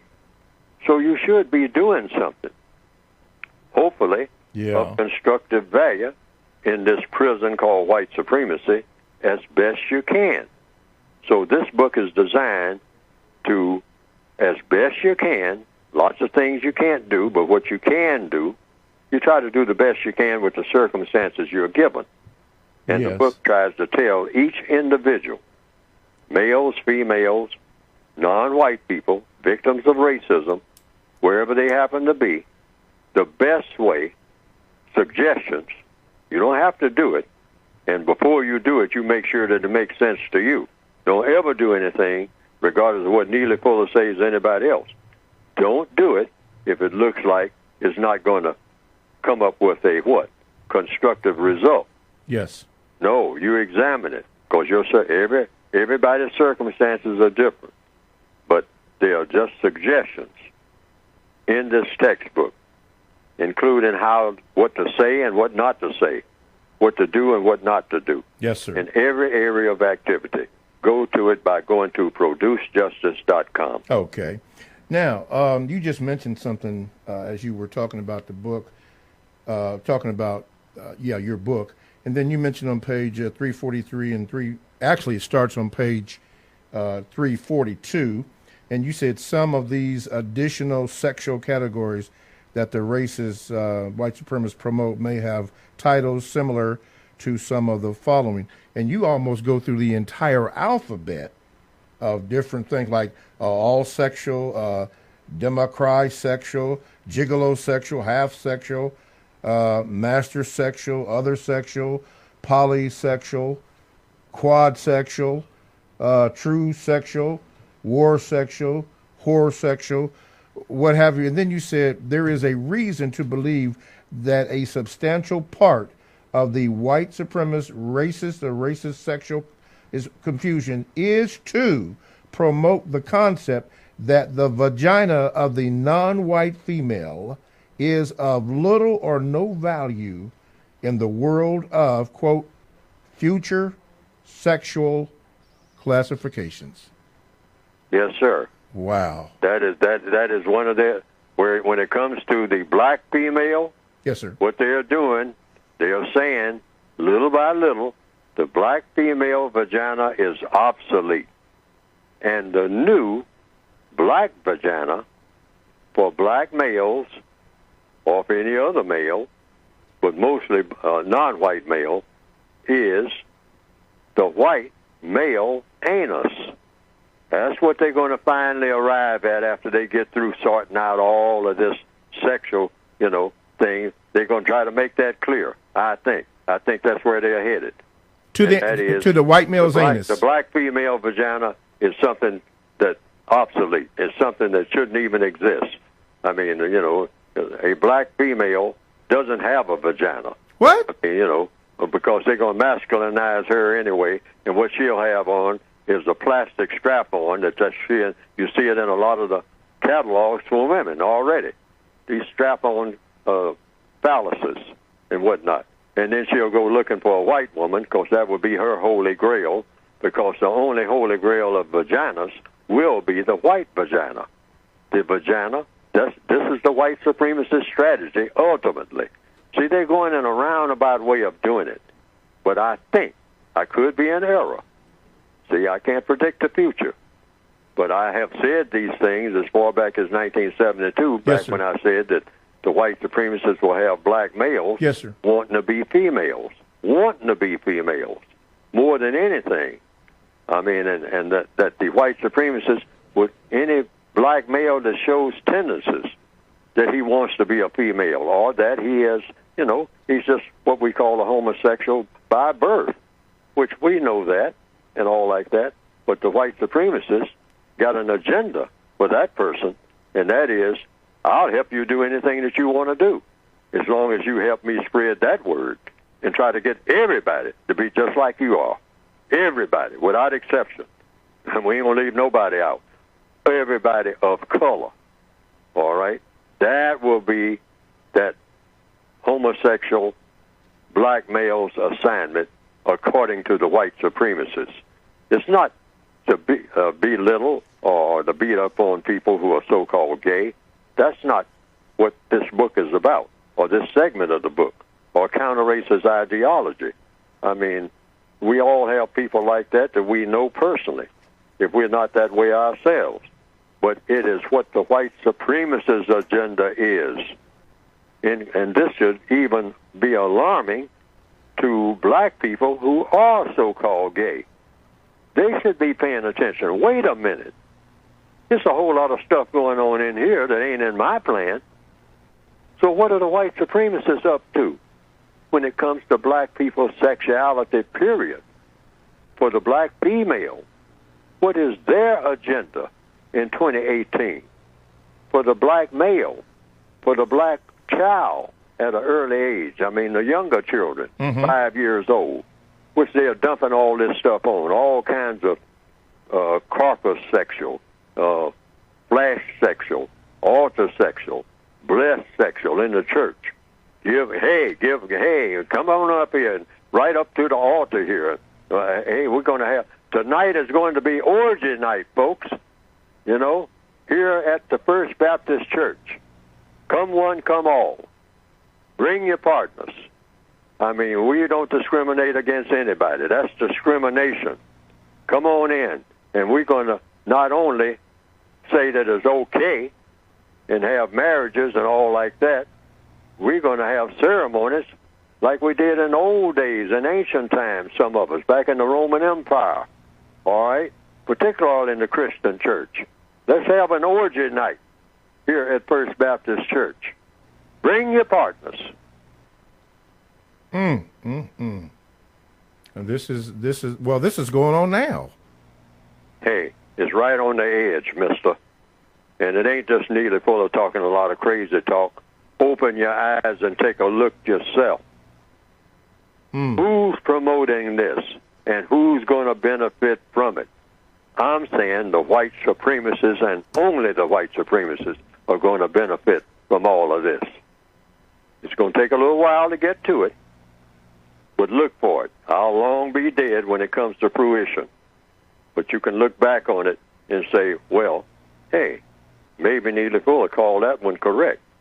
He might have been incorrect about some things, but maybe he ain't incorrect about this one.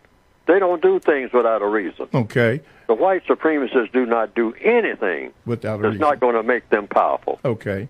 Do you see any correlation between what has happened in the news recently with this journalist from, I believe it was the Washington Post, that went into the Saudi Arabian consulate and, I can't say disappeared, but there's evidence suggesting that he was hacked up, murdered, and so forth, and the Kavanaugh confirmation hearings? Do you see any correlation between those two incidents?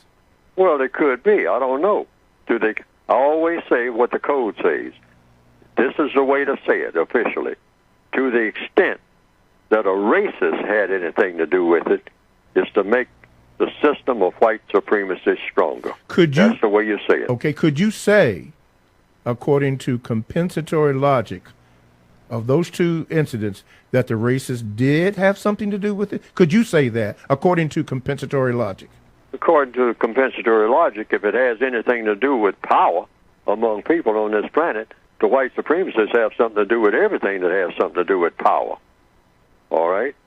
Anything that's going to make a person powerful or make a non-white person weaker, the white supremacists have something to do with it in the system of white supremacy. That's an absolute. Whether we see it or not. Whether you see it or not. And they are very, very expert at keeping you from seeing what they don't want you to see. Yeah. They know how to hide their hands. They are expert at what you might call puppetry.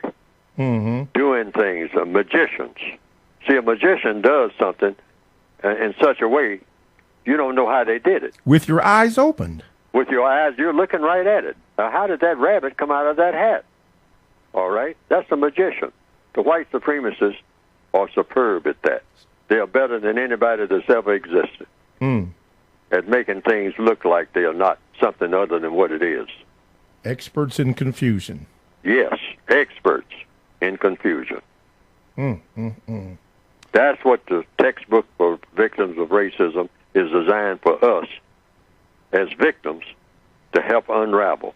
Because once you unravel a thing, once you know how that rabbit really came out of that hat, then the show is over. Yeah, there's some trickery or chicanery. Yes, once you understand how that the rabbit didn't really come out of that hat and how he actually did that, then he can no longer go on the road and do that. Okay. Well, when you hear the music, you know what that means. Mr. Fuller, we thank you. Callers,